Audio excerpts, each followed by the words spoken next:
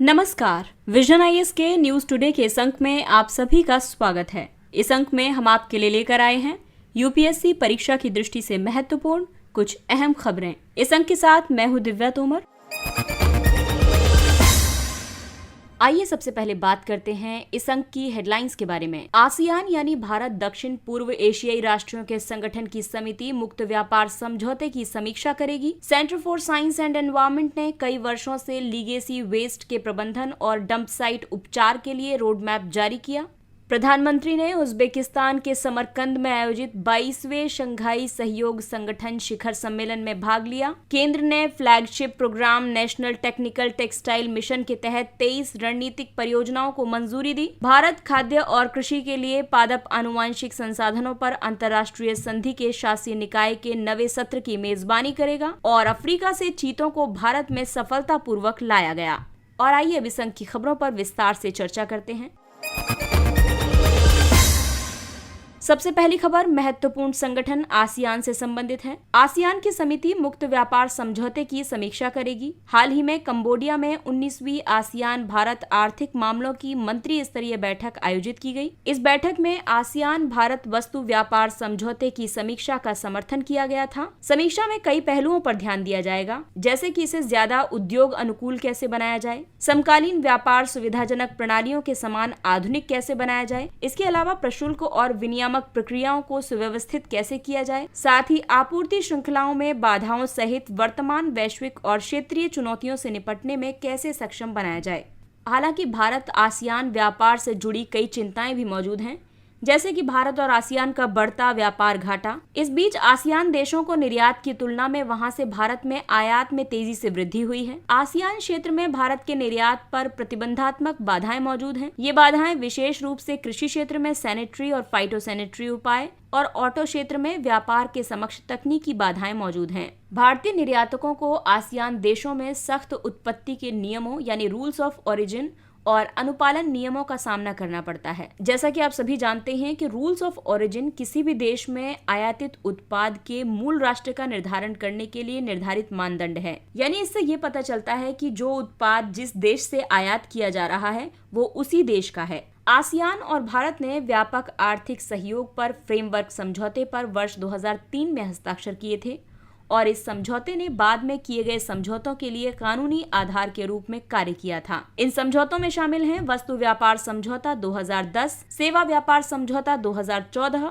और निवेश समझौता 2014। इन तीनों समझौतों को मिलाकर आसियान भारत मुक्त व्यापार क्षेत्र यानी एफ्टा का निर्माण हुआ है।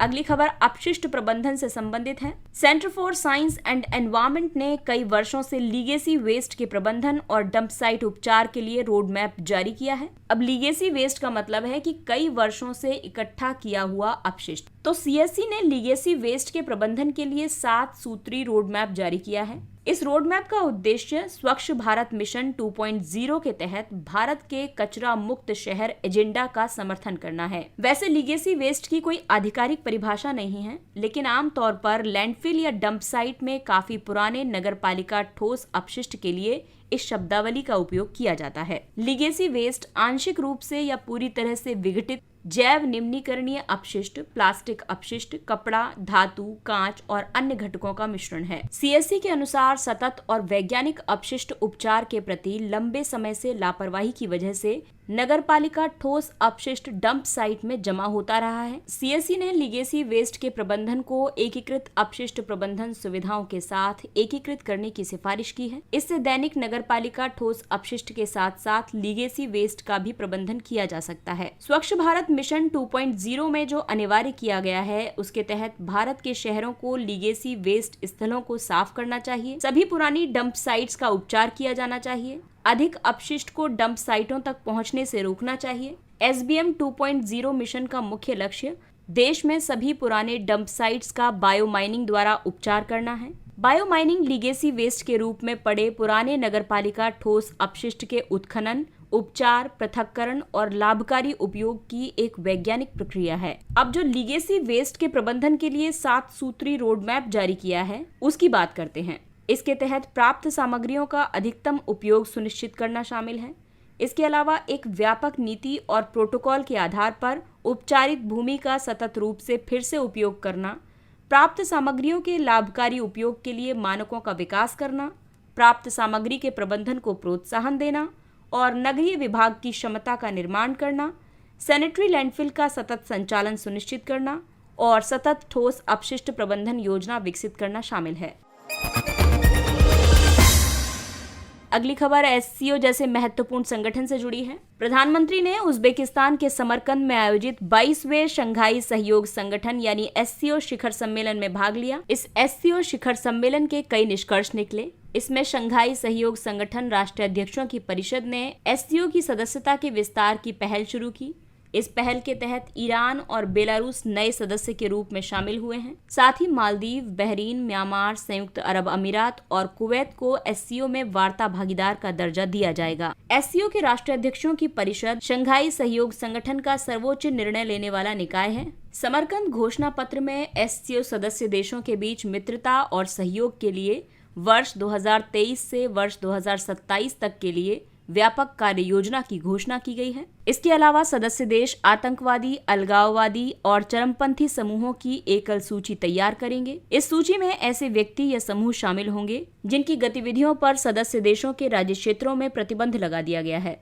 एक पारदर्शी अंतर्राष्ट्रीय ऊर्जा बाजार बनाने का आह्वान किया गया है। मौजूदा व्यापार बाधाओं को कम करने और अधिक प्रभावी विश्व व्यापार संगठन का भी आह्वान किया गया। अब इस शिखर सम्मेलन में भारत के संबंध में जो महत्वपूर्ण परिणाम निकले हैं, उसके तहत एससीओ शिखर सम्मेलन में वाराणसी को पहली एससीओ पर्यटन और सांस्कृतिक राजधानी के रूप में नामित किया गया। उज्बेकिस्तान ने भारत को क्रमानुसार एससीओ की अध्यक्षता सौंपी। अब भारत इस पद पर 1 वर्ष तक यानी सितंबर 2023 तक रहेगा। भारत एससीओ शिखर सम्मेलन 2023 की भी मेजबानी करेगा। भारत पारंपरिक दवाओं और स्टार्टअप्स और इनोवेशन पर एक नया एससीओ कार्य समूह गठित करने के लिए पहल करेगा। भारत ने एससीओ सदस्यों से कनेक्टिविटी को बढ़ावा देने के लिए एक दूसरे को पारगमन पहुंच प्रदान करने का आह्वान किया।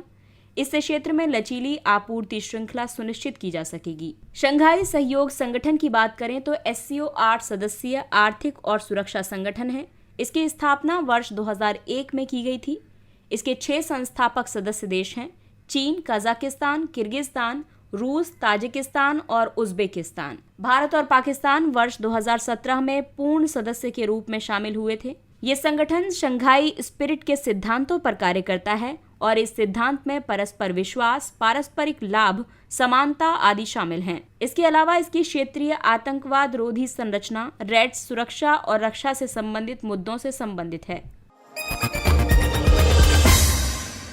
केंद्र ने flagship programme national technical textile mission के तहत 23 रणनीतिक परियोजनाओं को मंजूरी दी। इन परियोजनाओं को speciality fibre, composite, sustainable textiles, geo textiles, mobile tech और स्पोर्ट्स टेक्सटाइल के क्षेत्रों में लॉन्च किया गया है। एनटीटीएम की शुरुआत कपड़ा मंत्रालय ने की है। इस पहल का उद्देश्य भारत को तकनीकी वस्त्रों में अग्रणी देश बनाना है और देश में इनके प्रसार में सुधार करना है। इस मिशन का मुख्य बल सामरिक क्षेत्रों सहित देश के कई प्रमुख मिशनों और कार्यक्रमों में तकनीकी वस्त्रों के उपयोग को बढ़ावा देना है। इस मिशन के 4 घटक हैं: अनुसंधान, नवाचार और विकास, प्रोत्साहन और बाजार विकास, निर्यात संवर्धन तथा शिक्षा, प्रशिक्षण और कौशल। इसे वित्त वर्ष 2020-21 से वर्ष 2023-24 तक लागू किया जाएगा।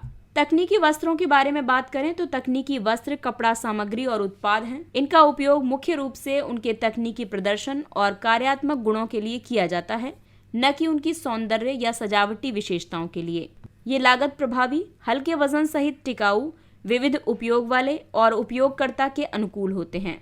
तकनीकी वस्त्र उत्पादों को उनके उपयोग के आधार पर 12 व्यापक श्रेणियों में बांटा गया है। विश्व में तकनीकी वस्त्र के बाजार का मूल्य 250 मिलियन अमेरिकी डॉलर है। इसमें भारत की हिस्सेदारी 6% है। आपको बता दें कि विकसित देशों में 30 से 70% की तुलना में भारत में तकनीकी वस्त्रों का उपयोग स्तर केवल 5 से 10% ही है। अगली खबर आनुवंशिक इंजीनियरिंग और जैव विविधता पर आधारित है। भारत खाद्य और कृषि के लिए पादप आनुवंशिक संसाधनों पर अंतर्राष्ट्रीय संधि के शासी निकाय के 9वें सत्र की मेजबानी करेगा।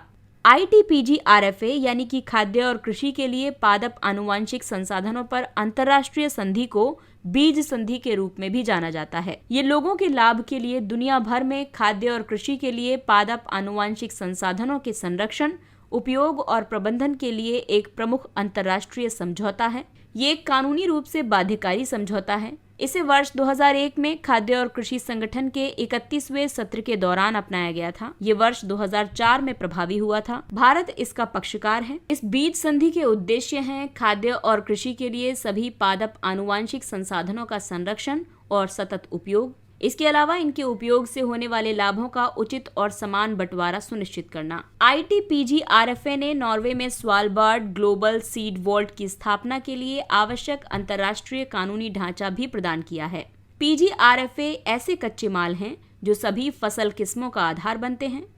इनमें बीज और अन्य सभी पादपों की आनुवांशिक सामग्री शामिल होती है। PGRFA का महत्व इसलिए भी है क्योंकि ये प्राकृतिक संसाधनों और पर्यावरण की रक्षा करने में महत्वपूर्ण भूमिका निभाता है। ये विकल्पों को बढ़ाता है और भविष्य की प्रतिकूल परिस्थितियों के खिलाफ सुरक्षा प्रदान करता है। ये संधि पादपों की नई किस्मों के विकास के लिए महत्वपूर्ण है। इसके अलावा ये मानव की खाद्य, पोषण, स्वास्थ्य और आर्थिक सुरक्षा संबंधी जरूरतों को पूरा करने के लिए भी महत्वपूर्ण है। पर्यावरण में भी टॉपिक है जीव संरक्षण का। तो भारत में चीतों को अफ्रीका से सफलतापूर्वक लाया गया है। ये चीते अफ्रीका के नामीबिया से लाए गए हैं। नामीबिया से 5 मादा और 3 नर चीतों को भारत लाया गया है। इन चीतों को मध्य प्रदेश के कूनो राष्ट्रीय उद्यान में रखा गया है। कूनो नेशनल पार्क तेंदुए और शेर जैसी अन्य बिल्लियों का पर्यावास रहा है। इस वजह से चीतों की उत्तरजीविता के लिए यहाँ प्रचुर मात्रा में शिकार और घास के मैदान हैं। ये पहली बार है जब एक बड़े मांसाहारी को एक महाद्वीप से दूसरे महाद्वीप में ले जाया जा रहा है और वन्य परिवेश में फिर से छोड़ा गया है। वर्ष 1952 में भारत सरकार ने चीते को आधिकारिक तौर पर विलुप्त घोषित कर दिया था और भारत में चीते की विलुप्ति के लिए जो कारक जिम्मेदार थे उनमें शामिल था अधिक शिकार करना, चीते के शिकार किए जाने वाले जीवों का लुप्त हो जाना, इसके अलावा घास, वन भूमि, पर्यावास का नुकसान। यानी कि अगर आप इस स्थिति को देखेंगे तो सब कुछ एक श्रृंखला से लगा हुआ है। सबसे पहले घास, वन भूमि का पर्यावास नुकसान हुआ, उसके बाद में उस पर आश्रित जीव खत्म हुए और उस पर आश्रित जीव खत्म होने की वजह से एक बहुत ही महत्वपूर्ण जीव यानी कि चीता भारत से विलुप्त हो गया। अब मुद्दा ये है कि चीते का ये जो पुनर्वास हुआ है ये काफी महत्वपूर्ण है। ऐसा इसलिए क्योंकि ये शुष्क वन, झाड़ीदार वन और सवाना की एक कीस्टोन प्रजाति है। कीस्टोन प्रजाति वो होती है जो पूरे पारिस्थितिकी तंत्र को परिभाषित करने में मदद करती है। ये घास के मैदानों और इसके बायोम और पर्यावास को पुनर्जीवित करेगा। इसके अलावा इको टूरिज्म क्षमता के माध्यम से स्थानीय समुदाय के लिए आजीविका के अवसर भी पैदा करेगा। चीता वन्य जीवों और वनस्पतियों की संकटापन्न प्रजातियों के अंतर्राष्ट्रीय व्यापार पर अभिसमय के परिशिष्ट 1 में शामिल है। IUCN की लाल सूची में अफ्रीकी चीता वल्नरेबल और एशियाई चीता क्रिटिकली एंडेंजर्ड है। ये आजादी के बाद से देश में विलुप्त होने वाला एकमात्र बड़ा स्तनपायी जीव है। अब भारत में चीतों के पर्यावास की बात करें तो 3 संभावित वन्यजीव अभयारण्य जो चीते की आबादी को आश्रय प्रदान कर सकते हैं उनमें शामिल है कूनो पालपुर। इसका क्षेत्रफल 344.686 वर्ग किलोमीटर है। ये काठियावाड़ गिर के शुष्क पर्णपाती वनों का भाग है। दूसरा है शाहगढ़। इसका क्षेत्रफल लगभग 4000 वर्ग किलोमीटर है। ये भारत पाकिस्तान सीमा पर बाढ़ युक्त क्षेत्र है। इसके अलावा नौरादेही का क्षेत्रफल 1197 वर्ग किलोमीटर है। ये विंध्य पर्वतमाला के दक्षिणी क्षेत्र में फैला हुआ है। आइए अब बात करते हैं कुछ अन्य महत्वपूर्ण सुर्खियों के बारे में। रंग क्रांति, कलर रिवॉल्यूशन। दरअसल रंग क्रांति व्यापक विरोध आंदोलन है जिन्होंने पूर्व सोवियत संघ में अलोकप्रिय शासन व्यवस्था को समाप्त कर दिया था। रंग क्रांतियों की शुरुआत को जॉर्जिया की रोज क्रांति जो कि 2003 में हुई, यूक्रेन की ऑरेंज क्रांति जो कि 2004 में हुई और किर्गिस्तान की ट्यूलिप क्रांति जो कि 2005 में देखी जा सकती है। बाद में इसका उपयोग पश्चिम एशिया और अन्य क्षेत्रों में हुई क्रांतियों को संदर्भित करने के लिए भी किया जाने लगा। अगला है, केंद्र ने छोटी कंपनियों की चुकता पूंजी की सीमा में संशोधन किया। कॉर्पोरेट कार्य मंत्रालय ने छोटी कंपनियों की चुकता पूंजी की सीमा में संशोधन करते हुए उसमें राहत प्रदान की है। नवीन संशोधन का उद्देश्य व्यवसाय करने में सुगमता को बढ़ाना और ऐसी कंपनियों के लिए अनुपालन के बोझ को कम करना है। संशोधन के तहत कंपनी अधिनियम 2013 के तहत चुकता पूंजी की सीमा को बढ़ाकर 4 करोड़ रुपए कर दिया गया है। साथ ही कारोबार की सीमा को भी बढ़ाकर 40 करोड़ रुपए कर दिया गया है। कृतज्ञ 3.0 ये फसल सुधार के लिए त्वरित प्रजनन को बढ़ावा देने के लिए एक राष्ट्रीय स्तर का हैकाथॉन है। इसका उद्देश्य भारत में फसल उत्पादन में समग्र संधारणीयता और लचीलापन सुनिश्चित करना है। ये कार्यक्रम छात्रों, संकायों, उद्यमियों या नव प्रवर्तनकर्ताओं और अन्य लोगों को फसल सुधार के लिए नवाचार को बढ़ावा देने के लिए अभिनव दृष्टिकोण और प्रौद्योगिकी समाधान प्रदर्शित करने का अवसर प्रदान करेगा। इस तरह की पहल से देश में प्रौद्योगिकी सक्षम समाधानों को अधिक से अधिक अपनाने को बढ़ावा मिलेगा। इसका आयोजन भारतीय कृषि अनुसंधान परिषद अपनी राष्ट्रीय कृषि उच्चतर शिक्षा परियोजना के तहत फसल विज्ञान प्रभाग के सहयोग से कर रहा है।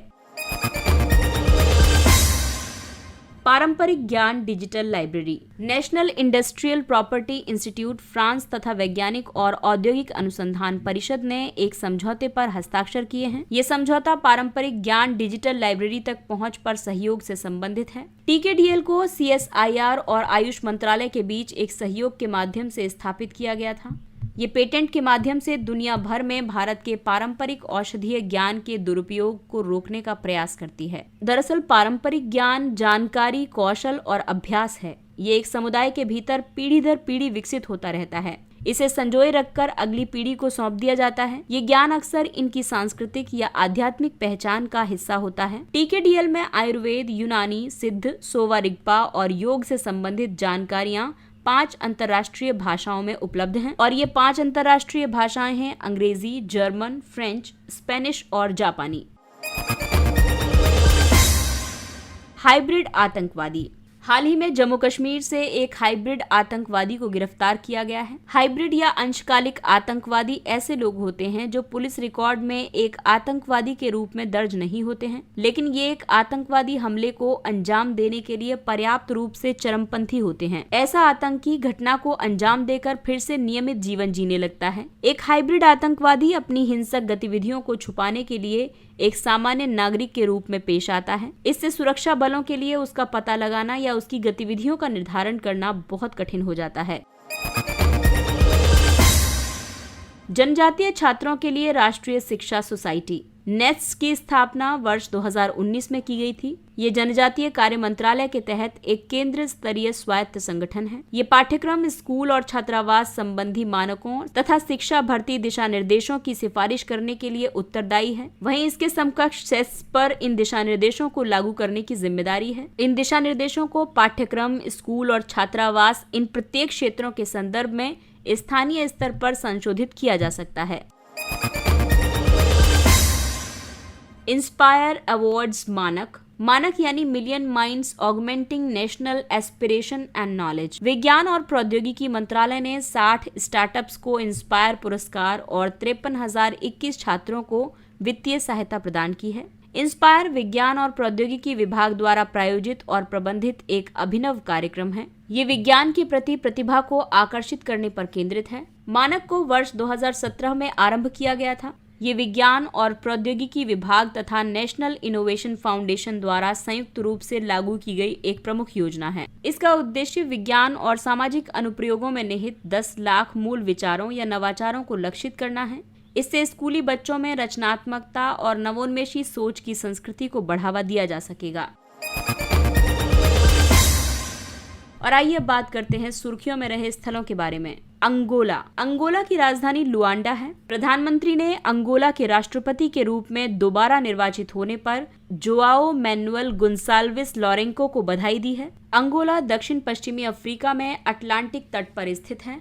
अंगोला अफ्रीका का आखिरी पुर्तगाली उपनिवेश था।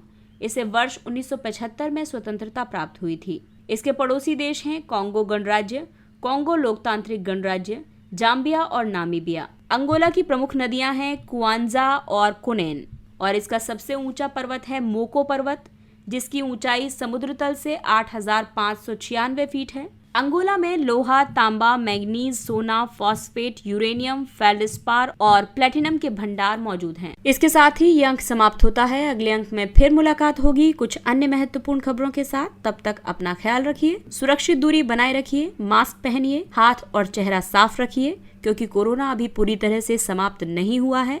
इसलिए अपनों का और अपना विशेष ध्यान रखें। और अगर आपको हमारा कंटेंट पसंद आ रहा है तो इसे लाइक, सब्सक्राइब और शेयर करें। इसके साथ ही विजन IAS की पूरी टीम आपसे इजाजत लेती है। नमस्कार। Thank you for listening.